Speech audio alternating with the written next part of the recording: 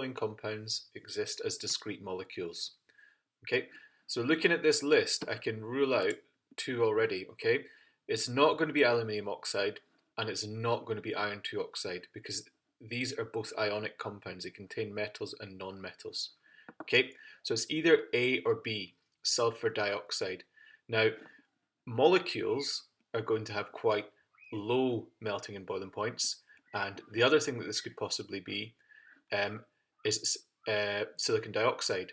Okay, now that silicon dioxide is actually a covalent network, so it's going to have very high melting and boiling points.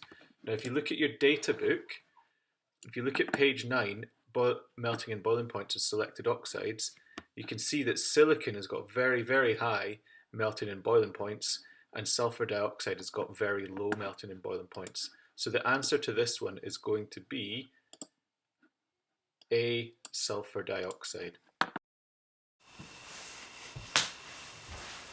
Okay, so which one of these four molecules is polar? To find this out, we need to draw the shape of the molecules. So carbon dioxide is linear. Ammonia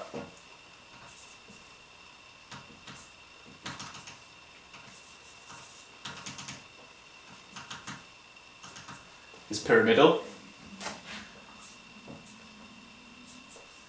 Tetrachloromethane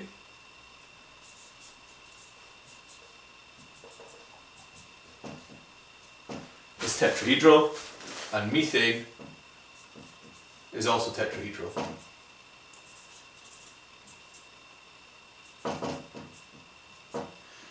So these three shapes are symmetrical, and this one is not. So because this shape is not symmetrical, it makes the molecule polar. So the answer to this question is ammonia. Okay, question 9. When two atoms form non-polar covalent bonds, the two atoms must have,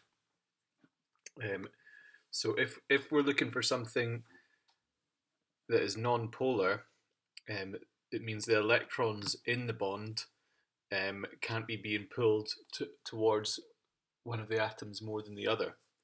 Okay, so for this we need them to have the same electronegativity. So the answer for this one is B. In which of the following molecules will the chlorine atom carry a partial positive charge known as delta positive? Okay, so this is another an electronegativity question. So we need to find out the electronegativity of chlorine and also the other things that the chlorine's bonded to. Okay, so if we go back to the data book, we can see that chlorine has got an electronegativity of 3. So I'm going to write that down next to all of these, that chlorine has got an electronegativity of 3.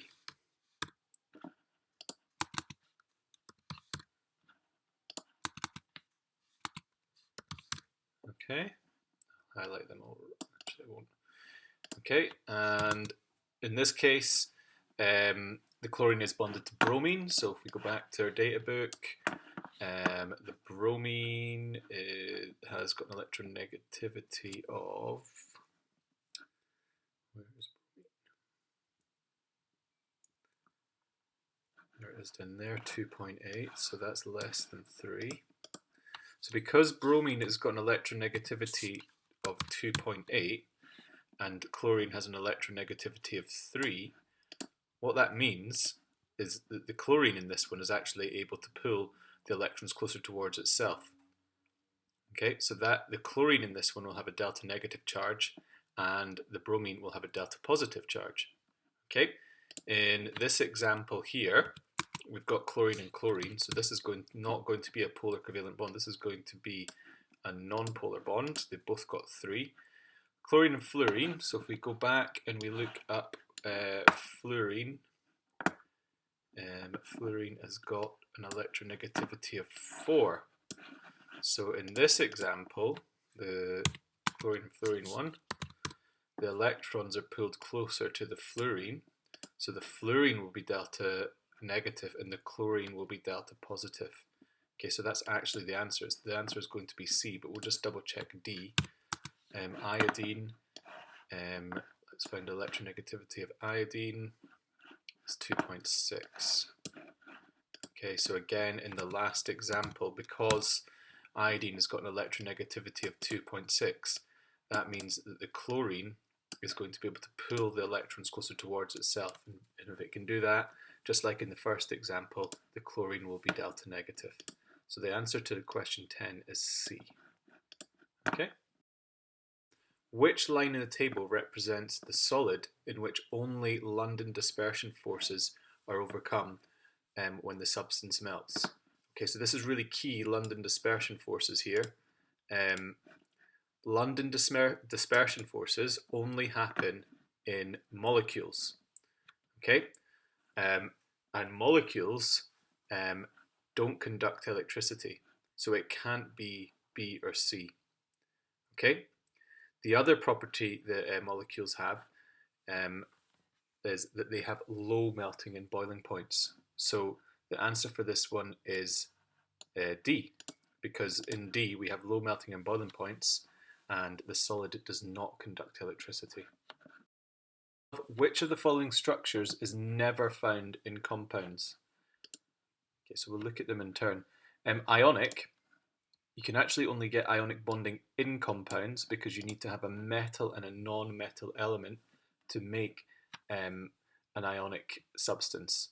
So you need to have two different atoms. So that is at least two different atoms. So that would be a compound. Covalent networks, again, covalent networks can be made up of two different elements joined together in large networks. So it's not that. And molecules can exist with two different elements joined together as well. So just like carbon dioxide and carbon monoxide, ammonia, things like that are all molecules. So they can be compounds. So that leaves us with monatomic. Now, the reason that monatomic is actually the answer is because monatomic means only one atom. So if you've only got one atom, you can only have one type of element. So it can't occur in a compound. Okay, so B for atoms of nitrogen and element X form a bond in which the electrons are shared equally. Element X could be. So we're looking for electronegativities again. If the electrons are shared equally, then the two bonding atoms must have the same electronegativity. So the first thing we want to find out is what is the electronegativity of nitrogen. So back to this page, we'll find that nitrogen has got an electronegativity of 3. Okay, so nitrogen, I'm just going to write that down here.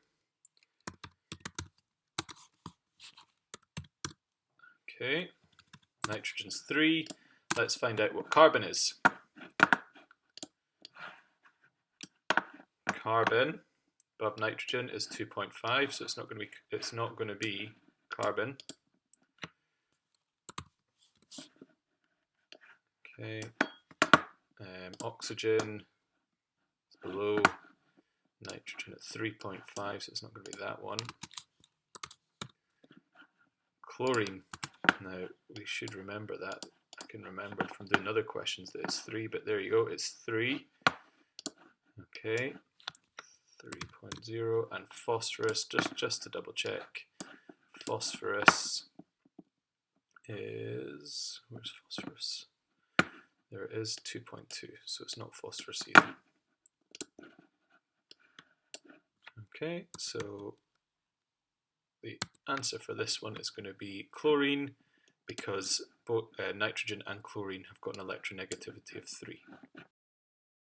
Which line in the table shows the correct entries for tetrafluoroethene?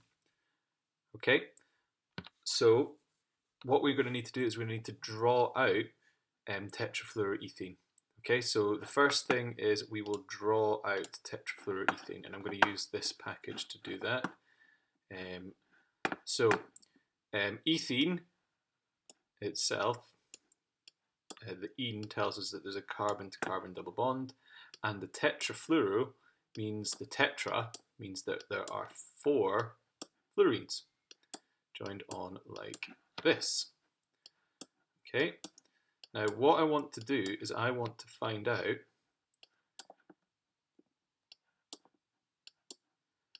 the electronegativities of carbon and fluorine. Okay, so again, I'll just take you back. We'll just have a little look at our data book. Where did that go? There it is. Okay, so carbon, electronegativity of 2.5, and fluorine, electronegativity of 4. Okay, so let's go back to our drawing, and let's make a different colour. Okay, so carbon, its electronegativity is 2.5, okay, and fluorine is 4.0.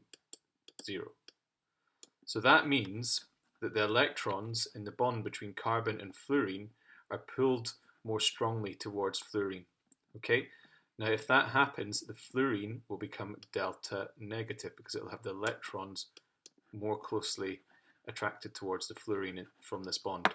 And as a result, the carbon will be delta positive.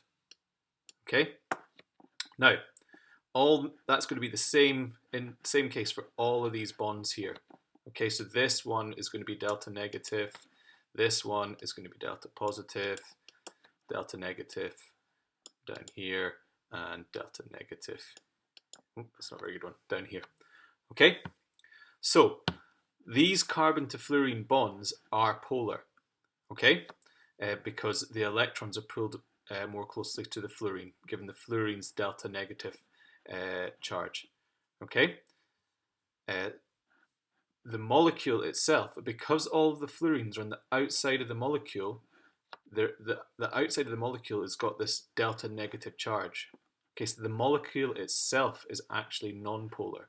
So a quick recap, the carbon to fluorine bond is polar, but the molecule itself, because it's symmetrical, is non-polar. Okay, so let's go back to our questions, which are down here. Okay, polar, so we said that there were polar bonds and the molecule was not polar. Okay, so it's not that one. The answer to this one is B. The answer to this one is B, because we have polar bonds and the molecule itself is not polar, so it's B.